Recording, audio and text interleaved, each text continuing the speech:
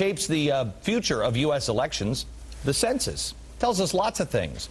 Well, now, on Friday afternoon, I told you about 3:30 in the afternoon, Barack Obama decided that the White House is going to control that head count.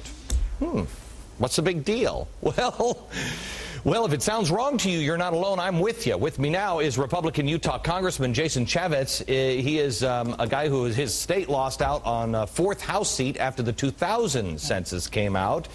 And this really is much more frightening than it sounds. This is really politics at its worst. Is it not, Congressman? Oh, it really is. It's a stunning political land grab. The administration hasn't even been in office for 20 days, and they're already moving out of the Commerce Department, the census, and putting it into the White House. Rahm Emanuel is famous for his political trickery. And it's just unbelievable. Isn't there something else more important for the White House to be doing than grabbing this bit of landscape? So you understand, America, this is what this means. And correct me if I'm wrong, Congressman. What this means is, first of all, let's just make this George Bush so people can understand. George Bush decides to have the census done by Karl Rove. Karl Rove, I'm just going to count a bunch of people over here and see what's going on. So he just counts the heads, you know, Karl Rove. I've seen him with his whiteboard. He can count. He counts everybody, but he finds a few more people in the states that are favorable to him, because now we don't actually have to do a head count anymore. We just we use some mathematical figures. Then what happens? The Electoral College changes, the representation in Congress, and if I'm not mistaken, Congressman, doesn't the money for welfare and states and everything else, isn't that also tied to the census? All the political formulas about how all this aid gets to all these states is based on that census.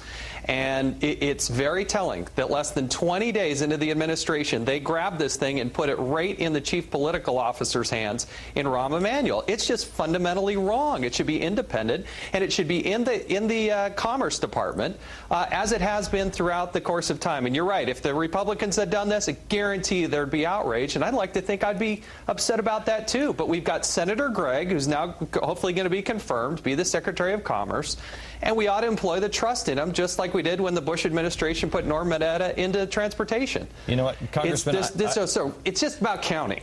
We've had you on the program now twice, and I know I've had you on the radio program before. And quite honestly, I'm having you on because I have a new theory.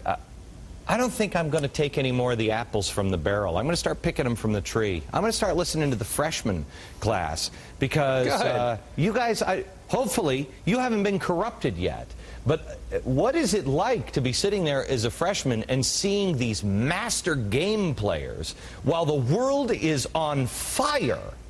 Both sides just playing games. You know what? Here's what I want to know, Congressman. I would like to have names of the people who are against this stimulus bill, you know, unless they get a pig crap museum. Yeah, exactly. I want to meet the congressmen and women that are signing up for this crap and this pork and these. I mean, I am so fired up to be here. I am so glad, and I will come in and name names, and I will Twitter this out, and I will put it on Facebook, and I will let everybody know who's doing what. Congressman, you get the names, and we'll expose them here on the. Very good. Help rat it out, man. We're living in dangerous, dangerous times. If people like you don't stand up soon. Thanks a lot. Well, thanks, Glenn. Appreciate it. Thank you. All right, we got a Judge Napolitano. He's Fox senior judicial analyst. Hey, Judge, how are you? Good, Glenn. This situation is far worse than the congressman has even indicated. There's a couple of things there people need to realize.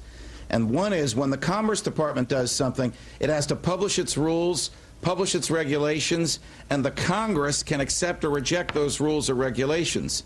The White House can operate legally in a lot more secrecy. It doesn't have to publish the rules. It doesn't have to publish the regulations. You may say, well, what's the big deal? There's two ways to count heads in the inner city. One is to knock on doors and find out who lives there. The other is to estimate the number of people who live block by block. That is what Rahm Emanuel wants to do. And there'll be no way to check or to correct that estimation.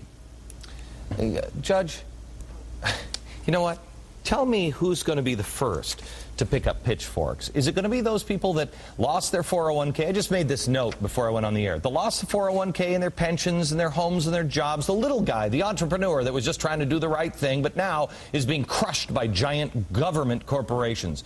Or the blue-collar people that lost their homes and their jobs, their credit cards were maxed out because they did the patriotic thing. You know, they went out and spent and they shopped. They worked hard. They were like, okay, I guess the stimulus is okay. Or is it going to be the 20-somethings that couldn't go to college because they could no longer afford it, or as many as half of the colleges they say are going to be closing down soon because they won't have it? Their future is stolen. Or is it going to be the extreme left or the extreme right that feels like government has been out of control? Who's the first to snap if these people keep playing games like this, Judge? It's going to be a lot of people who have just had it up to here with the government. Let me tell you the backstory on this census thing. As if the Democrats don't have enough control of Congress, they want to give full congressional representation to the District of Columbia.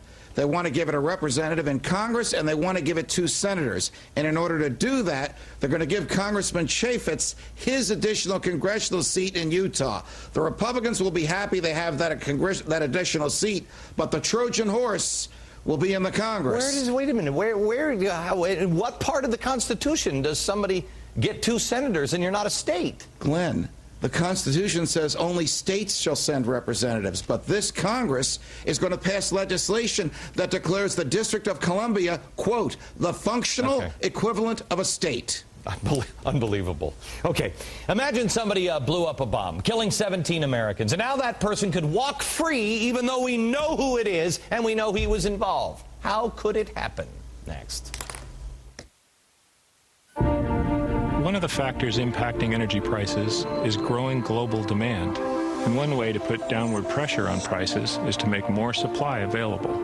ExxonMobil has invented a breakthrough technology that we've just begun using here in the U.S. to access cleaner burning natural gas that's locked in very tight, hard rocks. We could produce enough gas